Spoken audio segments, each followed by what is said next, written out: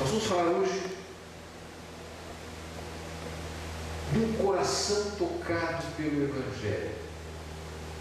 Nós muitas vezes não paramos para pensar nisso.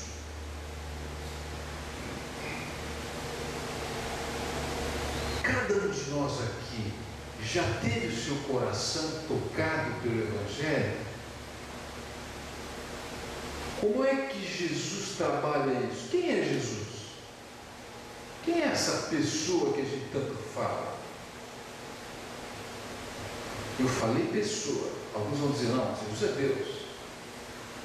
Mas ele disse, uma das suas passagens, diz, vós sois Deus. Podeis fazer o que eu faço e muito mais. Basta que para isso tenham a fé do tamanho de uma semente de mostarda. E quando ele nos ensinou a oração, ele disse, orem assim, Pai nosso, que estás no céu. Então ele nos ensinou a orar, chamando Pai nosso. Então é nosso irmão. Perceberam? Nós temos que olhar isso com cuidado, para entender as sutilezas. Temos que usar o nosso raciocínio para compreensão. Então, como é que o Evangelho toca o nosso coração?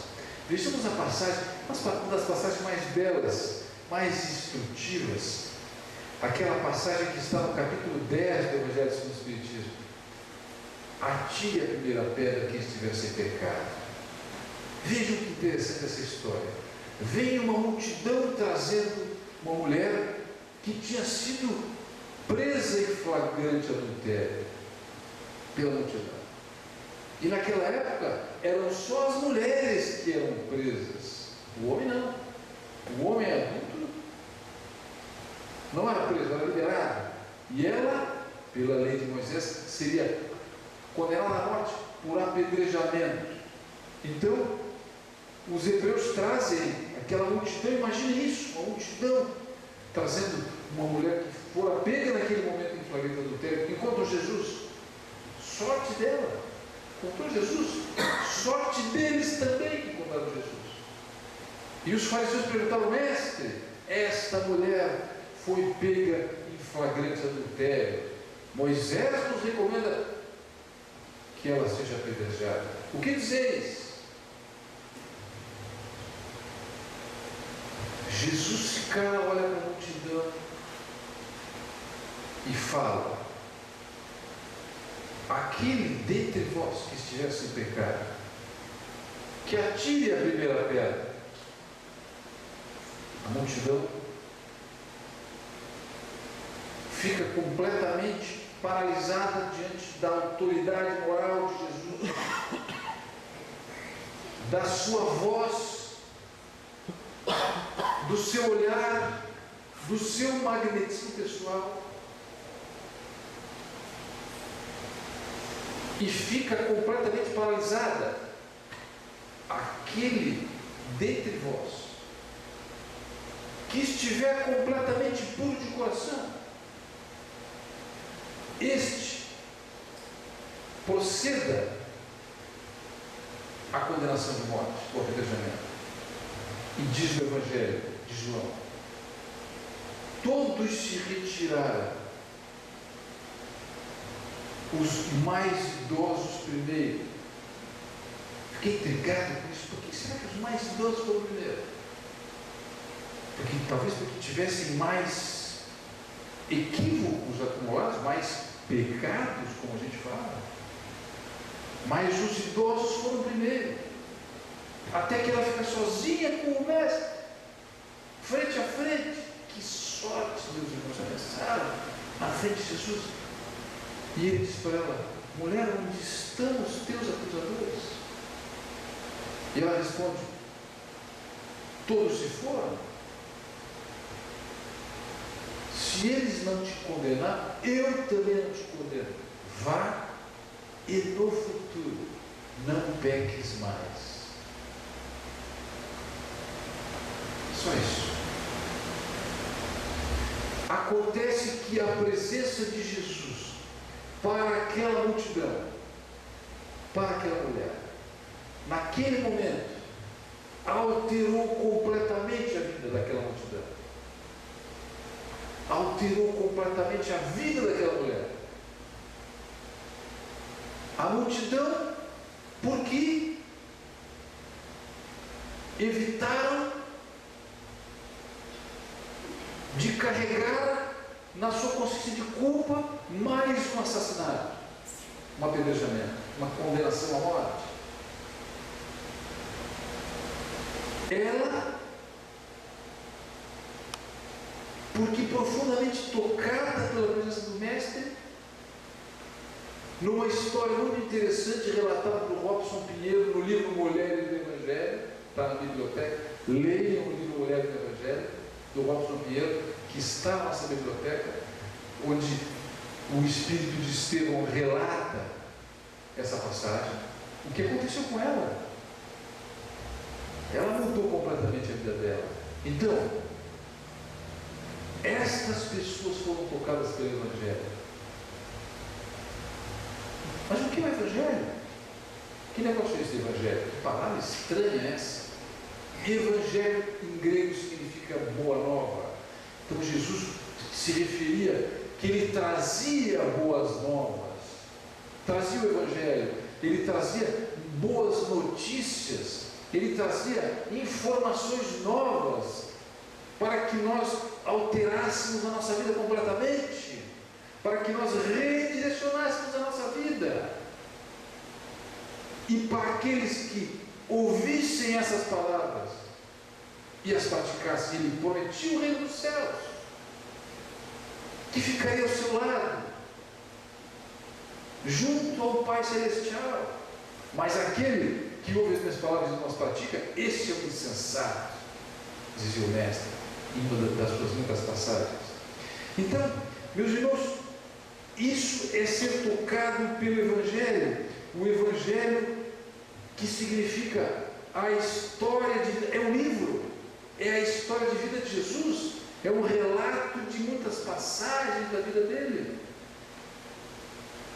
É um livro com recomendações, um livro de receitas, um livro de instruções de como viver bem.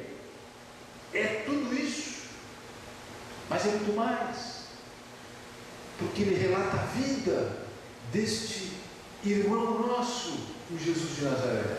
Quem foi essa pessoa? Por que essas palavras paralisaram aquela multidão? Por que ela transformou aquela mulher completamente? Foi a forma como ele se dirigiu a eles? É porque essas instruções, meus caros irmãos, elas têm muita profundidade. O Evangelho, ele quebra cristalizações no coração. O Evangelho amolece petrificações no coração. A maldade que nós temos como hábito ainda. O Evangelho nos faz parar, como fez aquela multidão parar para pensar: opa, eu sendo tão equivocado e tendo tantos erros, como é que eu posso condenar uma pessoa à morte que também errou? Ela não merece o perdão? Jesus deu a lição do perdão? Deu. E como deu? Jesus deu a lição do perdão pregado na cruz. Ele nos ensinou a lição do perdão na prática. Mas então, meus irmãos, o Evangelho é um processo de educação dos sentimentos que amolece os nossos corações. Aliás, meus queridos irmãos, se a gente agora, neste momento, cada um aqui recebesse o seu processo reencarnatório, as últimas 100 vidas, não é muito, as nossas últimas 100 vidas, se cada um acessasse esse processo reencarnatório, haveria aqui nesse ambiente um pranto sem fim, porque cada um aqui ficaria impressionado com as atrocidades e os equívocos praticados no passado. Cada um de nós aqui cairia num show convulsivo diante da revelação do que foi no passado. Felizmente, pela graça de Deus, nós temos o esquecimento do passado. Tem gente que quer fazer terapia de vida passada para descobrir o que foi.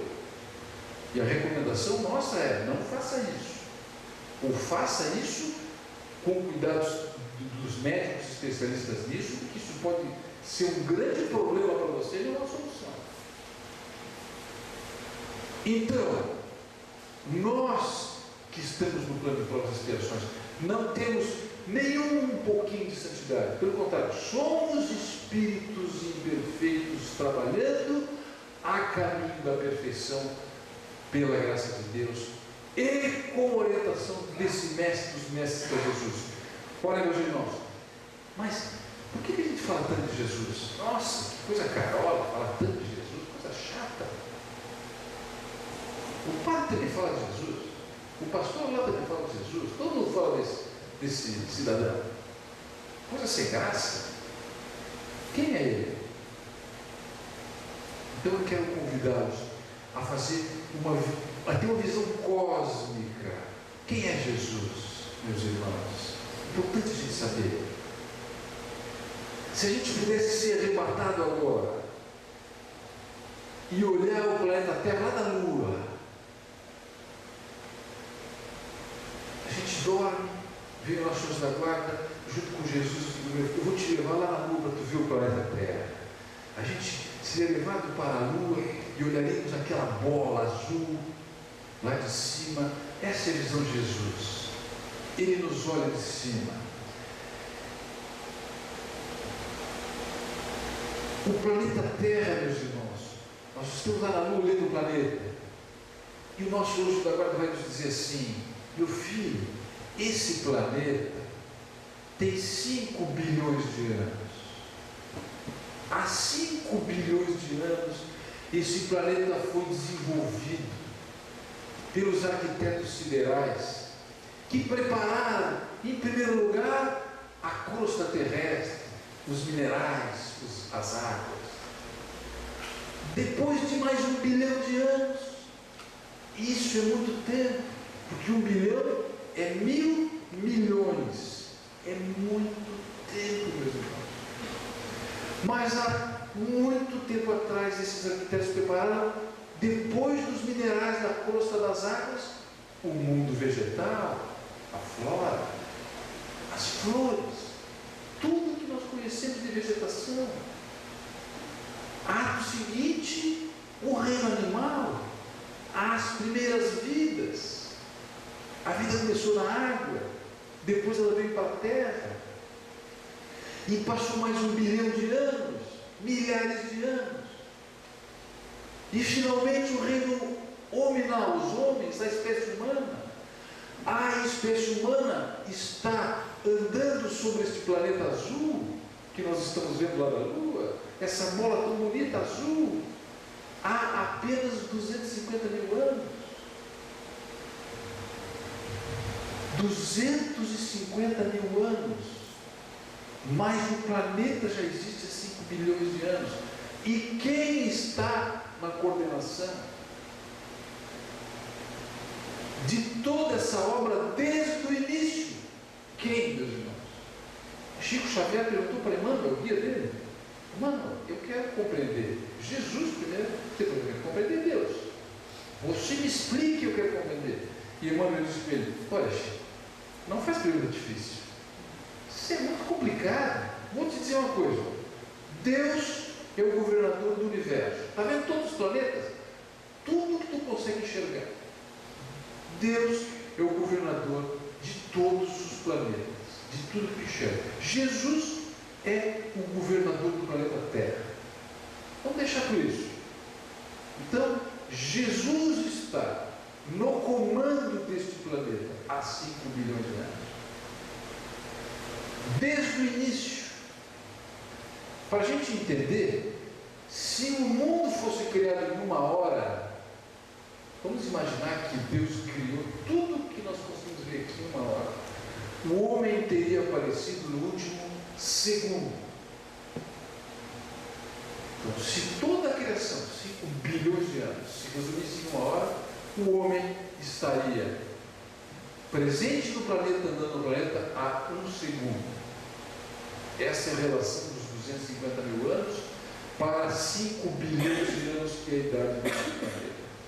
Ora, meus irmãos, Jesus está no comando desta nave desde aquela época.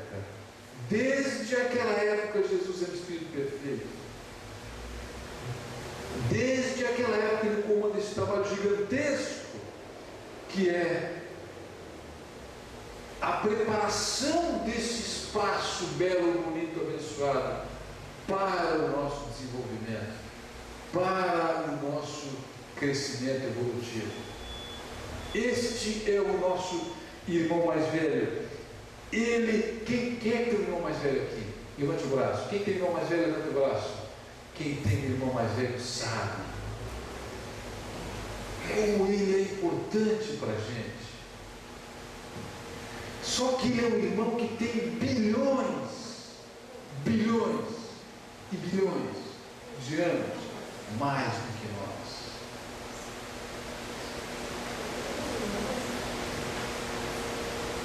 E chegou um belo dia e disse: eu vou para o planeta Terra. Está na hora de eu ir lá no planeta Terra, compartilhar a minha experiência com essa humanidade, com esses irmãos que estão lá e se desenvolvendo. E há 2000 anos atrás, que é 1 milésimo de segundo na história do planeta Terra, meus irmãos, percebem? A questão do tempo é 1 milésimo de segundo na história da humanidade, nos 5 milhões de anos. Eu vou a esse planeta transferir a minha experiência para vocês. Vou compartilhar tudo o que eu sei com os meus irmãos que estão lá. Isso está em João 15, capítulo 15, versículo 15. Jesus disse aos seus discípulos: tenho compartilhado tudo com vocês, o que eu aprendi com meu Pai. Então, meus irmãos, quando Jesus diz bem-aventurados os humildes, ele nos fala de uma experiência de bilhões de anos atrás, porque lá no início de tudo, ele já era o Espírito perfeito. Lá no início de tudo dessa preparação, ele já tinha percorrido a evolução que hoje nós percorremos. Ele é o nosso irmão mais velho, mas ele é muito mais velho, muito mais experiente.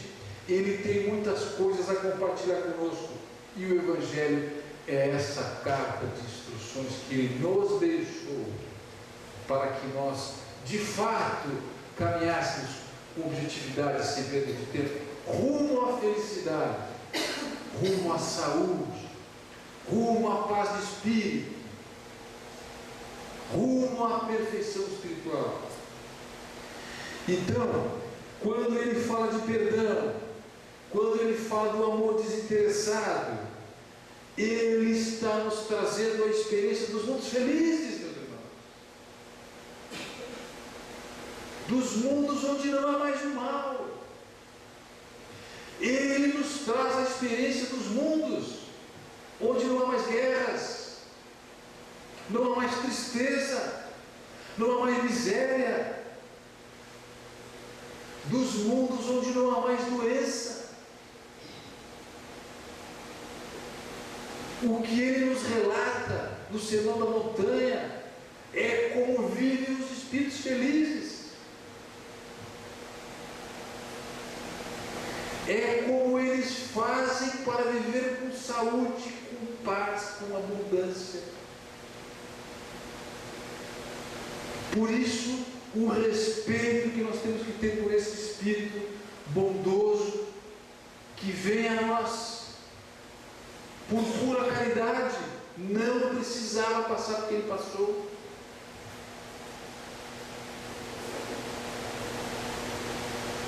Não precisava da lição que ele deu da cruz, ensinou o perdão pregado na cruz, meus irmãos.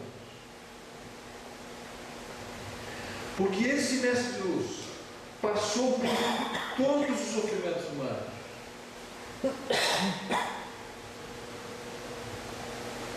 Ele foi abandonado pelos amigos que o negaram na hora mais difícil. Ele sofreu a ironia dos seus perseguidores. Ele sofreu agressão física. Ele sofreu o abandono das pessoas que o amavam, que ele amava. Ele sofreu a ingratidão daqueles que ele ajudou. Pense nisso. Ele teve uma morte dolorosa. Ele foi pregado na cruz, teve uma morte infamante.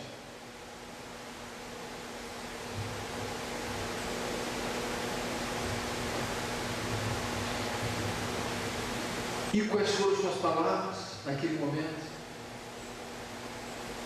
De dor, no momento da desencarnação, no momento que ele voltava para os braços do Pai, quando ele disse tudo está consumado, ele olhou para aquela multidão e disse: Pai, perdoa-lhes.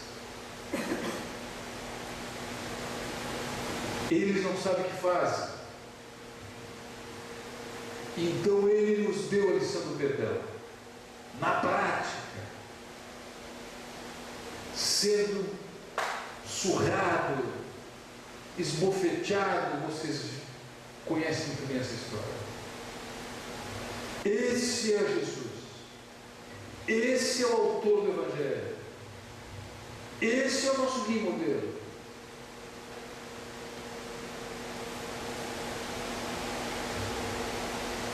E é por causa dele, meus irmãos, que vocês estão aí sentados hoje. O plano espiritual se alegra. O anjo da guarda de vocês está feliz. Porque ele conhece o processo reencarnatório de cada um. E ele agora está lhe dizendo: puxa vida, esse cara me deu trabalho. E agora ele está ali sentado, ouvindo o Evangelho de Deus. Graças a Deus. Como demorou para ele vir aqui, parar um pouquinho e pensar um pouco nessas palavras. Por isso, meus irmãos queridos, e agora eu falo para os irmãos da fraternidade, aquele irmão que está aqui necessitado, se ele só sentar aqui e ouvir a palestra, ele já está no processo de quebrando as cristalizações do coração, amolecendo o seu coração, petrificado. Porque essas sementes caem lá e vão aos pouquinhos fazendo o seu trabalho, amolecendo. Então, meus irmãos, indo para o nosso fechamento, eu ainda tenho uma história para contar para vocês. A sociedade ainda se reúne para celebrar a violência. A sociedade ainda se reúne para celebrar o gozo fácil das festas, das baladas, da alegria passageira, daquela alegria que nos exaure fisicamente, daquela alegria que destrói o nosso corpo físico através de todas as drogas lícitas e ilícitas. A sociedade ainda se reúne nos lugares de engano, ainda percorre as estradas largas do equívoco.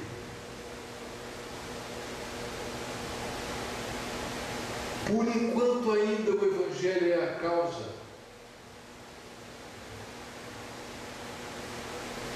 dos corações que passaram a desejar novas emoções. E os irmãos que já trabalham na casa sabem do que eu estou falando. Sabem que é muito melhor ir à tarde, domingo à tarde, lá no asilo da aula, cantar para os idosos, do que ficar em casa deitado no sofá vendo o programa do Silvio Santos. E eu falo para os irmãos que já conhecem o que é essa alegria do trabalho, de ver um idoso sorrir, que está lá abandonado pela família. Então, o Evangelho fala para esses corações que querem novas emoções. As emoções de beber uma água viva, a emoção de comer o pão da vida, viver uma experiência única que vai mudar a sua jornada evolutiva. É para esses corações que o Evangelho aparece como um novo clarão nas suas vidas. E eu fecho o meu comentário de hoje com a história, meus irmãos. A história do bispo Desmond Tutu, bispo anglicano da igreja anglicana lá da África do Sul.